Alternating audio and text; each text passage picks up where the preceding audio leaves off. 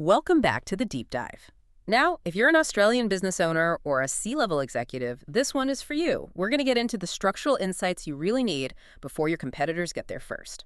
I'm Lex. And I'm Vera from the C9 Podcast Show. It's great to be here. We've been digging into a stack of material reports from Macquarie Telecom, Gartner, IDC, and honestly, the picture they paint it's unavoidable. Yeah. There's a deadline coming. A hard deadline. And our mission today is really clear. We're analyzing the data that proves why 2026 is that critical tipping point. It's the moment that delaying a move off legacy on-prem infrastructure stops being just a cost and becomes an existential financial mistake. And we should probably start with that feeling. You know the one? Yep. That quarterly meeting where the CFO points to the accounts. Oh, yeah. And there's that data center and infrastructure's line item. And it's always high. It's sitting at, somewhere between $180,000 and $420,000 every single quarter. And the excuse is always the same, right? The CIO says, look, we need a hardware refresh, or it's for compliance, we have to keep the racks in North Sydney. Exactly. But the source material shows those excuses are now financially catastrophic. The cost of inaction is it's spiraling. Okay, so let's break that down. The compounding cost of delay. It's really twofold. First, you have the human cost. You're paying your best developers, your Australian engineers, earning, $160,000 to $220,000 a year. To babysit old servers. To babysit obsolete systems. Instead of building your next big revenue driver, they are patching Windows Server 2012 R2. The opportunity cost is just enormous. And that's just the internal waste. What about the hard costs? The checks you actually have to write if you don't move. Right, that's the escalating fee of technical debt. It's called extended security updates, or ESUs. Which is basically a penalty for standing still. It's a ransom note from the vendor designed to force you to migrate.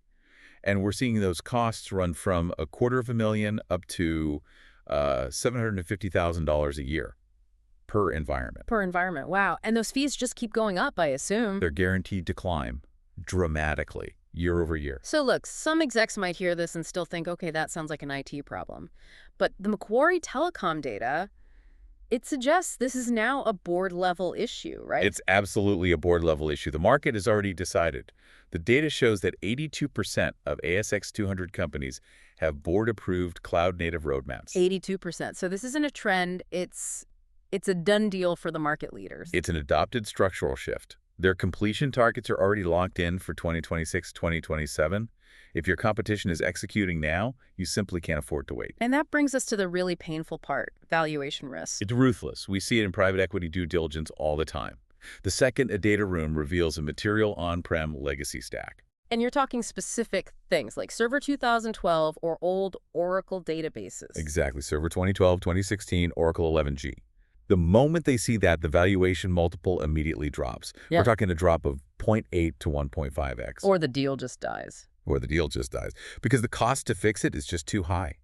Your server room becomes a direct subtraction from your company's value. So if you put it all together, the leaders are getting a 45 to 68% cost advantage, a 10 times speed advantage, and a higher valuation.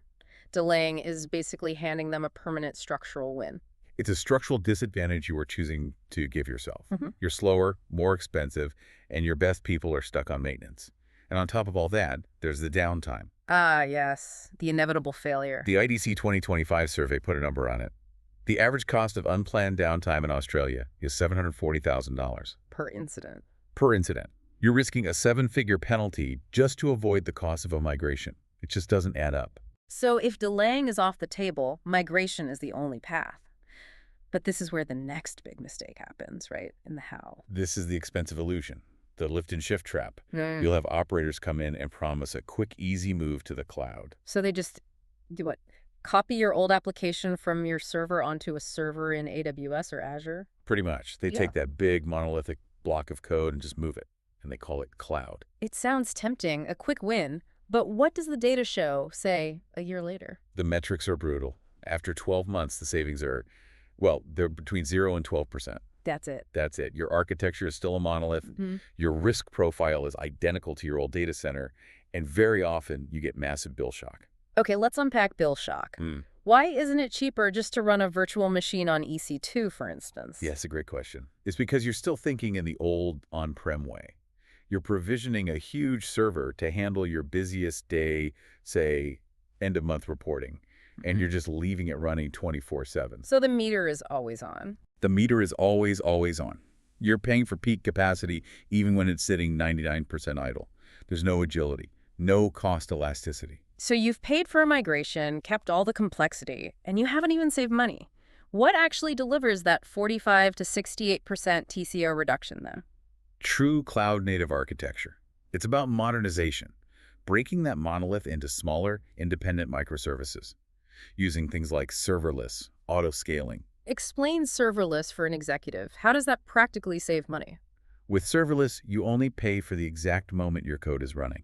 So if a feature gets used 5 times a day, you pay for 5 tiny executions. You compare that to the lifted and shifted monolith that's running continuously, just waiting. Waiting for those 5 requests. Exactly. A true cloud-native setup means your infrastructure costs scale up with revenue, and they scale down to near zero when things are quiet. Anything else is just renting someone else's data center. Which sets the stage perfectly for the next big trap, the one that's popping up right now, preying on that urgency, the AI Cowboy cloud migrators. This is the 2025-2026 scam. Absolutely, you'll see these offers. Complete cloud migration, microservices, infrastructure as code, all in 6 weeks for 50 grand. $49,000 to $79,000 I've seen. I mean, that price is ridiculously low for a full re-architecture. How did they even do it? They do it by cutting every corner. They're using tools like ChatGPT to generate huge chunks of code and config files. They slap together something that looks like an architecture, take the money, and then they vanish. Leaving the client with a system that's not ready for production. Not even close. It's insecure, it's non-functional, and the cost to fix it is astronomical. The source material shows C9 has had to rescue 11 Australian companies from this exact scenario in the last 18 months. 11 companies. And what's the total cost of those rescues? The total remediation bill is already at $9.8 million, and it's still climbing. Almost $10 million cleaning up after $49,000 mistakes. And we should make this real. The anonymized stories they're shocking. Give me the Sydney FinTech example. Okay. They paid $62,000 for a migration, but the architecture had zero cost controls, no phenoms. In 9 months, they racked up $1.1 million in unexpected EC2 bills. $1 million. And it gets worse. They then failed an APRA audit, the Australian Prudential Regulation Authority. They had to rebuild the entire thing from scratch to meet regulatory standards. Unbelievable. What about the Melbourne professional services firm? They paid $79,000 for a serverless transformation. What they got was 312 Lambda functions. The serverless compute units. All sharing the exact same hard-coded database password. No! Yes, a catastrophic security failure. The remediation cost on that one was $940,000. And there was a Brisbane logistics company too, right? A $49,000 migration that left 2.4 terabytes of unencrypted client data sitting in a public Amazon S3 bucket. Publicly accessible. To anyone. They're now facing a potential fine from the Office of the Australian Information Commissioner of up to $50 million. So the lesson here is pretty stark. If a quote seems too good to be true, you're not buying a bargain. You're buying a 7-figure remediation bill and a massive compliance risk. That is the new normal. Price over proper architecture is a recipe for disaster. Okay, so let's pivot from the traps to the playbook. What are the winners doing? How do you do this right? There's a very clear 5-step cloud-native playbook that we're seeing successful Australian companies execute. Let's walk through it. Step 1 is discovery. You say skipping the 45-minute discovery call is the worst possible idea.